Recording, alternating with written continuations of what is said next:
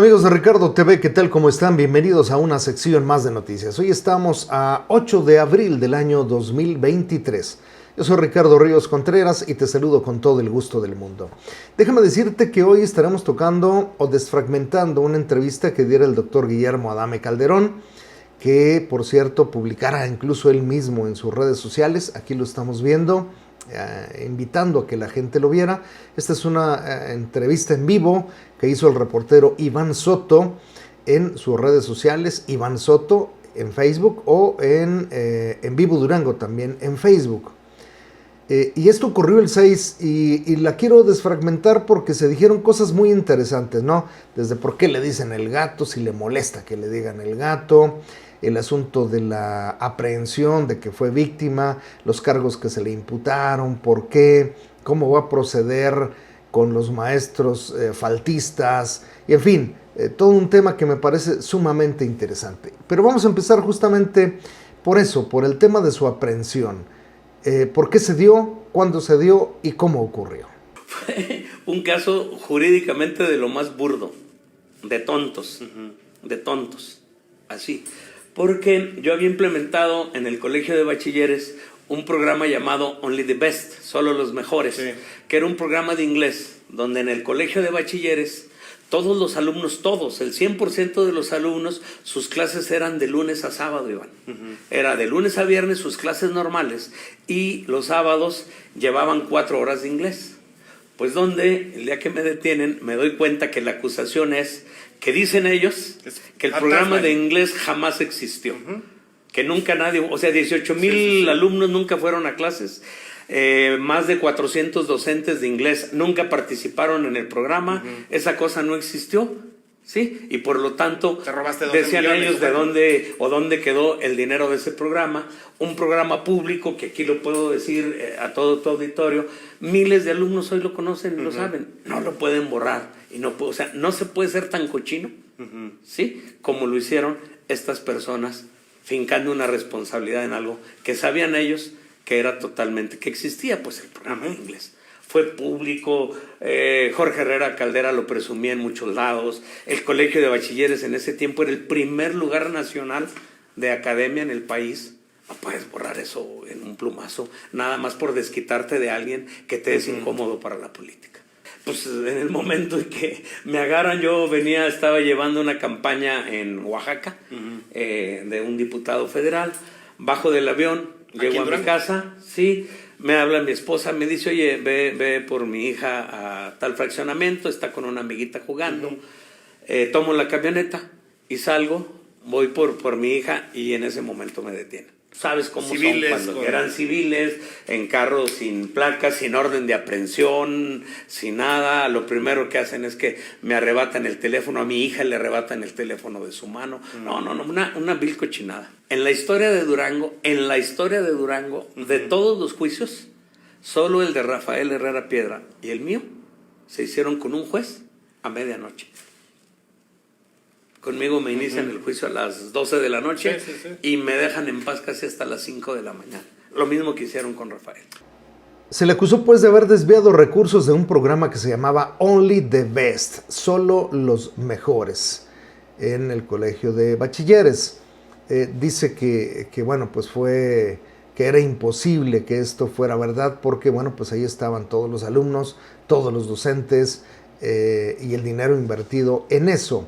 Entonces que fue más bien una venganza política del ex gobernador del estado de Durango en su contra, porque bueno, pues él estaba operando políticamente con otro partido político.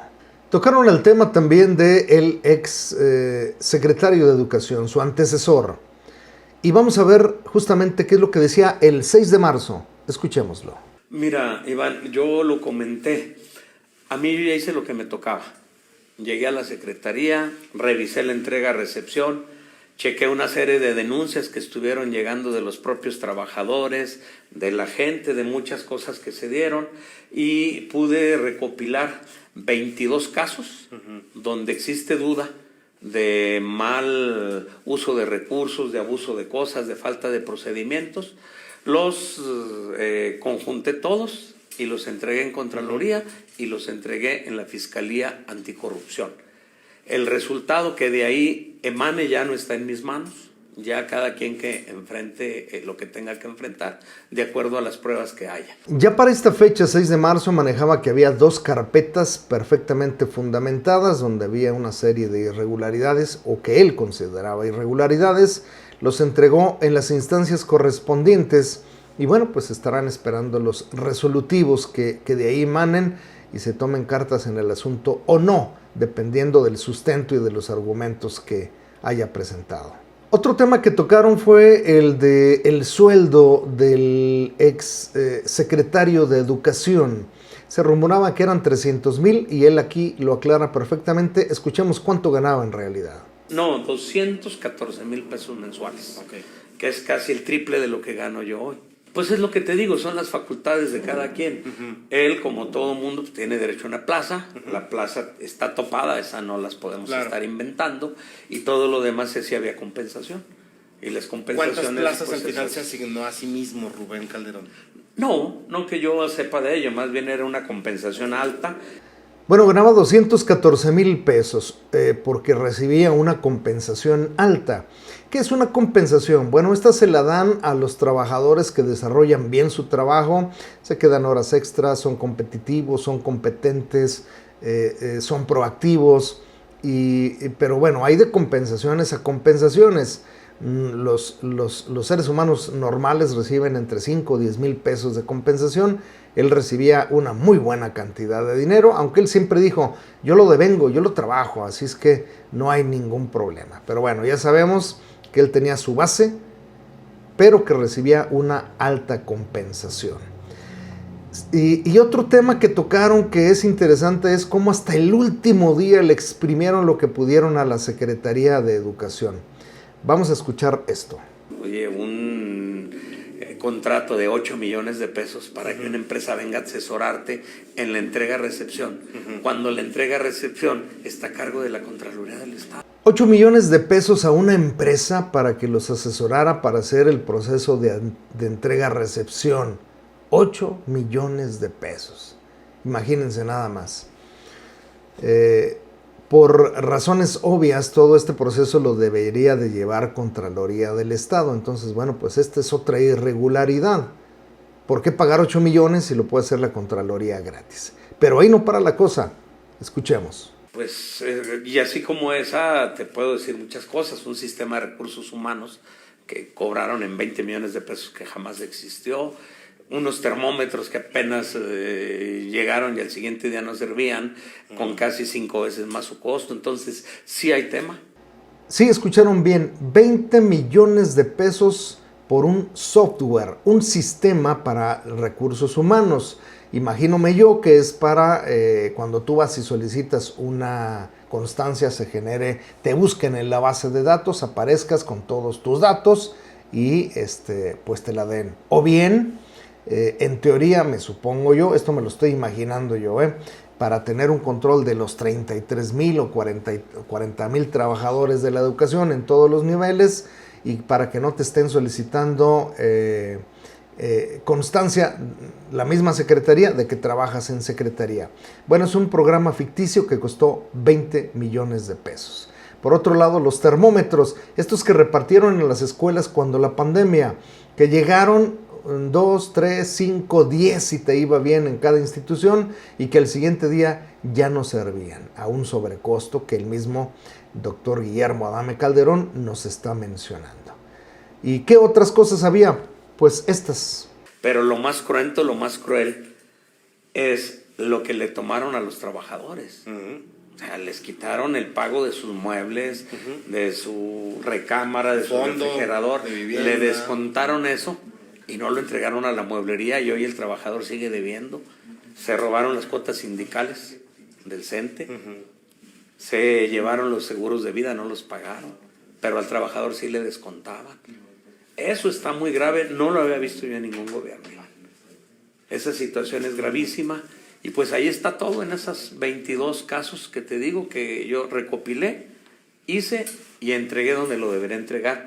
Ya la Fiscalía Anticorrupción deberá encargarse de ver quiénes son los responsables y a quién le pueda alcanzar alguna responsabilidad o no.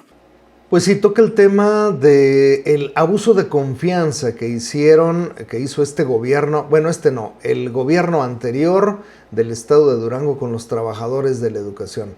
Sí menciona que no se pagaba a las aseguradoras, o sea, terceros institucionales. Si sacaste un mueble, te descontaban, pero no iban y lo depositaban, porque la Secretaría firmó un contrato con estas empresas, que no el sindicato, que sí nos ha aclarado que ellos nunca han firmado nada de eso, pero que sí lo hace Secretaría. Entonces, Secretaría no es que no hiciera las aportaciones, sino que Secretaría sacaba de tu cartera, de tu dinero, de tu tarjeta de crédito, lo que habías sacado en FAMSA, en ETESA, lo que habías pedido prestado para Forte, para FOBI, para pensiones, para tus seguros institucionales, para las cuotas sindicales, y no realizaban los depósitos donde correspondía. Y así fue durante varios años. ¿Qué hizo el CENTE? Pues nada. Es más, se le decía, oiga, está pasando esto, y decían ellos, no, pues yo no sé nada. No el actual dirigente, el anterior que estaba. No dijeron nada hasta que la presión de los maestros fue tal que no les quedó más remedio que presionar a las autoridades en este sentido.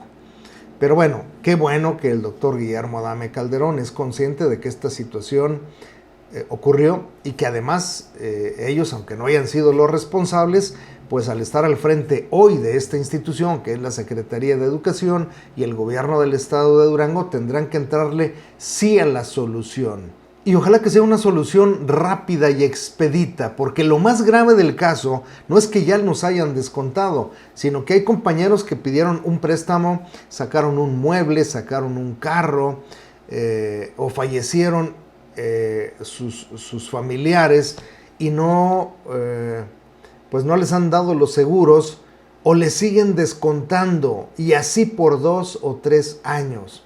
Entonces, pues ETESA ni FAMSA les están descontando. ¿Quién les está descontando? Pues el gobierno del estado, la Secretaría de Educación, Finanzas.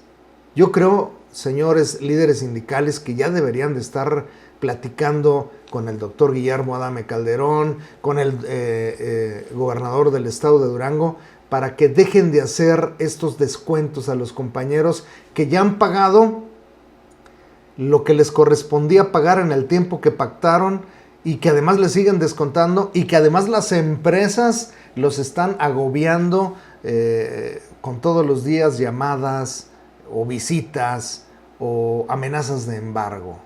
Ya deberían de estar manos en la obra. Ese es mi punto de vista, por supuesto. Luego el reportero Iván Soto le hizo una pregunta interesante. ¿Hasta cuándo van a seguir mencionando los errores del pasado y van a darle vuelta a la página? Y me gustó mucho la respuesta que dio el secretario de Educación. Escuchémosla. Yo creo, Iván, que no es nuestra función y no se vale tampoco darle vuelta a la hoja. No puedes llegar y ver una serie de abusos, de cosas, de faltantes y no decir nada. Yo los entregué, los di en el lugar donde tenía que entregarlos con todo lo que encontré, y a lo que sigue. ¿Qué es lo que sigue? El proyecto educativo de Durango. No tenemos pretexto. Yo no pienso pasarme 6 años como secretario echándole la culpa a los del pasado. El día 15 de septiembre a las 2 de la tarde me nombra Esteban secretario de Educación, y desde ese día soy el responsable de la educación en Durango, y a partir de ahí empezar a formular, pasando la presentación del plan de desarrollo del propio gobernador. Yo estoy cierto que presentaré el proyecto educativo, donde estamos buscando transformar a Durango en uno de los 10 estados con mayor calidad académica en el país. Ese es el gran objetivo. No puedes llegar y ver una serie de abusos y darle vuelta a la página. Y me parece correcto, ¿no? Porque no estamos hablando de minucias, estamos hablando simplemente en las dos cosas que mencionó de 28 millones de pesos, sin mencionar los aviadores, sin mencionar las obras que se hicieron o remodelaciones a la Secretaría. y otros tipos de cuestiones que seguramente irán en estas 22 carpetas de investigación que ya entregó donde corresponda. Y eso sí dice bien, dice, bueno, yo detecté 22, ya las presenté en las instancias correspondientes, a ellos que decidan qué procede. Ahí sí, ahora sí le doy vuelta a la página y me dedico a trabajar. Vamos a escuchar lo que el 6 de marzo del 2023 decía el doctor Guillermo Adame Calderón con respecto a el plantilleo, este famoso plantilleo o replantilleo. Porque el director del plantel tiene que firmar su nómina. Ok. Y ahí las instrucciones son claras, solo puedes poner a la gente que esté físicamente, o sea, que puedas tocar. Sí. No se vale, oye, es que yo me di cuenta que este está comisionado allá, apúntenlo. No, porque tienes que firmar. Llevamos el 50% del plantilleo, no tengo datos, te soy sincero, pero vamos a tener ya en unas semanas el resultado, porque el plantilleo nos va a permitir más cosas, no es solo la búsqueda de aviadores, Sí, pero sí es desesperante, Iván, lo tengo que decir, que llegas como secretario y no sabes tus 33,000 trabajadores dónde están. Es que mandé localizar un gobierno. Al principio de gobierno 80 nombres dudosos y no encontré ninguno. Hasta la fecha. No los hallamos. No, fuimos encontrándolos y dados de baja. Fueron de las primeras 200 bajas que dimos. ¿Te llamó la atención por el sueldo? ¿Por qué te llamó la atención? Es que hoy, como diría alguien, tú ya sabes quién, las benditas redes sociales te permiten, así como luego alguien las usa para cosas malévolas, también te transparentan muchas cosas. Empezó la gente a mandar nombres. Y en el área de comunicación los empezamos a cachar y investigar. Y de ahí fuimos dando de baja gente que no estaba en ningún lado y se estaba cobrando. Muy pegados. ¿Cuánto se nos va de esa manera, no? ¿Cuánta lana se va en el resumidero? Pero además, Iván, 98 de cada 100 pesos en el sector educativo están en la nómina. ¿Con qué haces infraestructura, mesabancos, vidrios, investigación educativa, formación docente? Pues así no se puede. Y aquí tenemos otro dato, 98 de cada 100 pesos se van a nómina. Entonces, pues, ¿cómo se da lo demás? Y efectivamente, pues, hace mucho tiempo que la Secretaría no da cursos gratis, licenciaturas, maestrías, que debería de hacerlo y no lo da. Los docentes son los que pagamos nuestras capacitaciones, o cursos, o diplomados, o talleres, no la Secretaría, y ellos están obligados a hacerlo. Por lo demás, bueno, recordemos que esta es una plática del 6 de marzo. Entonces, bueno, pues todavía el plantilleo no estaba concluido. Ahora sabemos ya a estas fechas, que es 8 de abril del 2023, que terminando el receso escolar de esta Semana Santa, pues darán a conocer los hallazgos que él mismo dice que hubo. Aquí lo interesante será lo siguiente. En las escuelas, los directores firmaron las nóminas solamente de las personas que están físicamente ahí. Recordemos que antes de que iniciara el plantilleo, muchos profesores o muchos trabajadores se incorporaron a escuelas porque estaban ahí en secretaría o comisionados o destinados a otra labor. Bueno, estos ya están ahora en las nóminas. ¿Y qué va a pasar con los que trabajan ahí en oficinas centrales o están comisionados a oficinas centrales? Caso concreto, pues de los comunicadores de algunas televisoras locales que están comisionados y que todo el mundo sabemos y cuánto ganan y que tienen varias plazas. ¿Ellos también serán aviadores o cómo serán catalogados? Entonces hay que esperar los resultados de estos hallazgos que nos dice el doctor Guillermo Adame Calderón. Y a continuación vamos con un tema interesante, la toma de las oficinas de la Secretaría por parte de los sindicatos o de cualquier persona que se le antoja va y la toma. Y fíjese bien en las declaraciones que da. Mira, nosotros obviamente tomamos precauciones, tenemos oficinas alternas, porque ahí es el pan de cada día, pero qué bueno que sea en la Secretaría. Está bien. Es como un desestrés. Adelante, ¿sí? Lo que no me gusta y siempre voy a criticar es que agarren las escuelas de desquite. Eso sí. Y esa situación sí he sido muy claro. Quien pare las clases tendrá su descuento respectivo. Y ya en días pasados un grupo de docentes quiso ahí casi doblar en que echar atrás una instrucción que había dado y no fue así. Se aplicaron los descuentos y punto, como se van a aplicar a las personas que la semana pasada cerraron la secretaría. Porque no se vale. O sea, no puedes dejar a los alumnos sin clases cuando dices tú que tu esencia de la educación pues son las clases. Entonces, si cuidamos todos eso, en lo demás podemos discutir, podemos tener diferencias. Pero dejar a los niños sin clase es un hecho que no debemos de hacerlo ni como docentes, ni como directivos, ni como líderes de docentes. Bueno, pues aquí está muy clara la postura del secretario de Educación en torno a los dos temas, la toma de las oficinas centrales y cuando se falte a clases. Número uno, pues ya sabemos que quien vaya a tomar secretaría, pues lo puede hacer los días que quiera. Total, pues ellos están en UCICAM o en otras instalaciones, sin problema. Y lo otro, si hay docentes que no se presenten a dar clases, les será descontado el día. Así es. Sí, yo entiendo, nos pagan por trabajar, pero también como trabajadores de la educación, pues tenemos derechos y tenemos que ejercerlos cuando no se nos pague. En este caso, recordemos que el gobierno nos debe 2,000 millones de pesos. Recordemos que en diciembre no había dinero para pagar y se pagaba en una fecha determinada. Acabaron pagando, sí, en el último día que marcaba la ley. Pero que quede claro para nuestros compañeros, bueno, pues día que faltes, día que te van a descontar. Así es que habrá que buscar mecanismos y tal vez en los sindicatos pues se supone que deberían ser una opción, porque los sindicatos se supone que no están a favor de la secretaría, ni de los niños, ni de los padres. Los sindicatos están creados para apoyar a los trabajadores de la educación, quienes por cierto no han podido hacer nada en torno a los descuentos. El secretario de la 12 y de la 44 y 35 dijeron, no, sí, no pasa nada, nosotros nos vamos a encargar si hay descuentos, no se preocupen. Pues no han podido hacer nada porque los descuentos llegaron y el dinero que les descontaron por esos días no ha sido regresado. Así es que, bueno, las cartas sobre la mesa. Y ya que hablábamos de los sindicatos, bueno, pues así se expresó el doctor Guillermo Adame Calderón, titular de la SED, respecto a los sindicatos y a el papel que han jugado en este plantilleo. Fíjate que con quien no hemos tenido dificultad en ponernos de acuerdo para poder realizar el ordenamiento administrativo es con las secciones sindicales. Incluso me llamó la atención cómo Arturo, el líder de la sección 35 en La Laguna, le pide al gobernador, ayúdenos a que ya no haya más ventas de plaza en La Laguna, ya basta. Porque no eran ellos.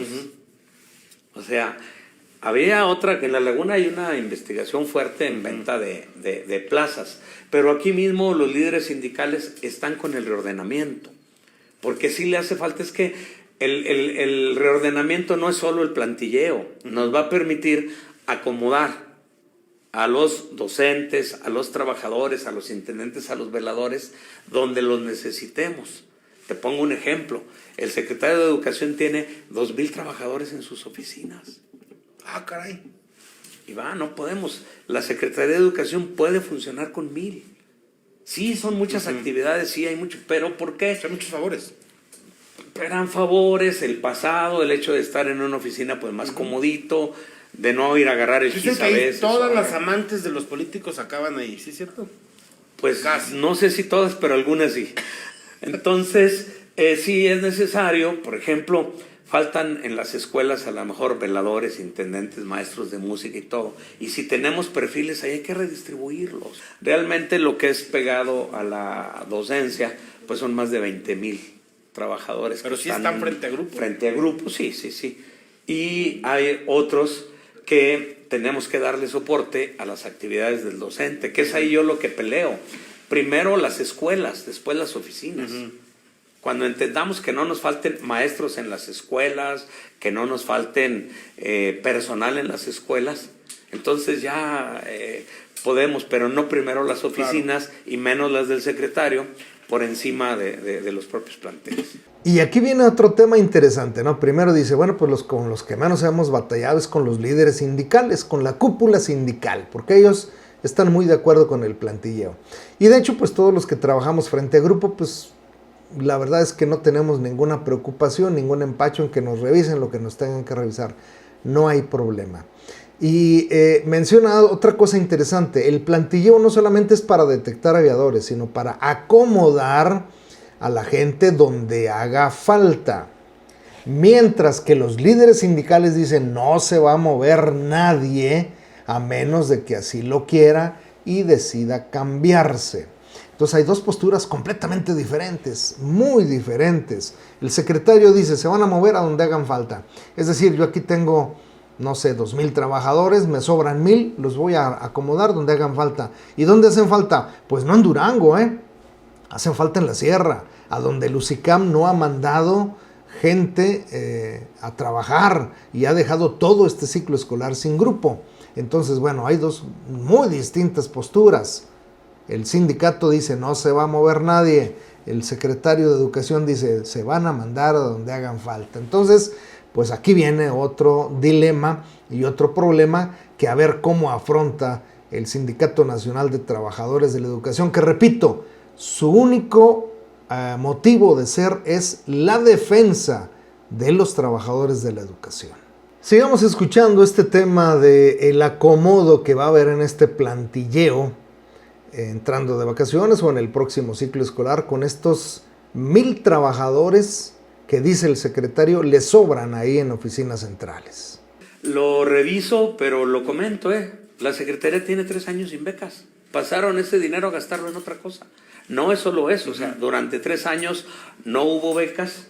Ahorita estamos nosotros también batallando porque apenas estamos viendo la manera. Primero nivelamos la nómina, ahora hay que ver cómo se pagan los casi 2,000 millones de pesos que dejó en adeudo la administración pasada. ¿En qué rubro? No, pues nada más lo que se llevaron de seguros de vida, o sea, todo lo que no le pagaron de los profesores, a todo eso, todo jurídicamente hay que cubrirlo, Iván. Entonces, no, pues obviamente traemos, y le doy la razón a la persona que habla, faltantes de becas y en muchos rubros, ¿verdad? 1,000 millones de pesos. Y contando, ¿no? En 6,000 quinquenios, que ya son laudos, o sea, ya no tienes un juicio de por medio, no. Ya el juez te dijo, págalos, y hay que pagarlos. Entonces, y además llegas con un gobierno desfalcado, sin dinero y todo eso, y ya, los derechos de los profesores ahí están. Estamos viendo precisamente cómo, yo creo que en próximos días el propio gobernador va a dar el anuncio de un programa de rescate de todas estas cuestiones, porque se tiene que pagar. Los maestros. Ya dijiste 1,000 en esto, 2,000 en lo otro, o sea, ¿cuánto es pues el boquete son 2,000 entre las dos cosas. 1,000 millones de pesos de adeudos de terceros institucionales, seguros de vida, y 1,000 millones de pesos de laudos, la mayoría por quinquenios. Y son derechos de los trabajadores ya ganados que se tienen que pagar. Sí, no tienes que hacer, tenemos que buscar hacer un programa para cubrir estos adeudos. Aún no los hayamos provocado nosotros, porque los derechos de los trabajadores no los puedes. Y además te digo algo, Iván, hoy, mañana o pasado, el Estado tiene que acabar pagándolos. 3 años sin becas llevan los estudiantes, 3 años. También tomaron ese dinero y se lo llevaron. ¿A dónde? Bueno, pues hay que usar la imaginación, o francamente no se requiere mucha para saber a dónde se la llevaron. Habla también de la deuda, una vez más, que se tiene con los docentes. Hay 6,000 laudos, es decir, 6,000 casos que ya se perdieron y donde tienen que pagarle el dinero a los docentes. Han ido y han estado pagando de a pocos. Sin embargo, bueno, pues todavía se deudan 1,000 millones de pesos. Se supone que ya debería de haber comenzado las mesas de trabajo entre la SEP, el gobierno y el CENTE, en sus 3 secciones, 12, 35 y 44, para ver el asunto de cómo le van a ir abonando, porque pues todavía al parecer vamos a estar 6 años más con esta deuda, entonces pues tienen que irle abonando. Yo les recomendaría que si tienen aseguradoras y se pueden cambiar, que no sea el seguro colectivo, pues se cambien a que les descuenten directamente de su tarjeta y se quiten de estos problemas de que no les dan dividendos, hablando de MetLife, o que no les hacen válido el seguro si es contratado aparte, no el institucional, porque en ese sí pues no hay más remedio que seguir pues con esta situación, ya que el CENTE es el que contrata este seguro colectivo. Pues hasta aquí la información. Muchísimas gracias por haber llegado hasta este punto en el video. Yo soy Ricardo Ríos Contreras. Te agradezco enormemente el favor de tu atención. Gracias y nos vemos en la siguiente sección de noticias. Bye bye.